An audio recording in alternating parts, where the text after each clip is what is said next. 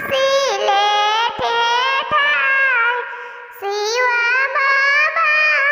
सिलेठे ठाय मांग मांग गौरा कोन फल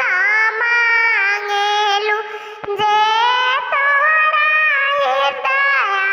समास नैहर में मांगी शिवाजी भाई से भतीजावा हो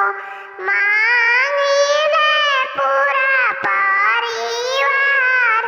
ससुरा में मांगी शिवाजी ससुर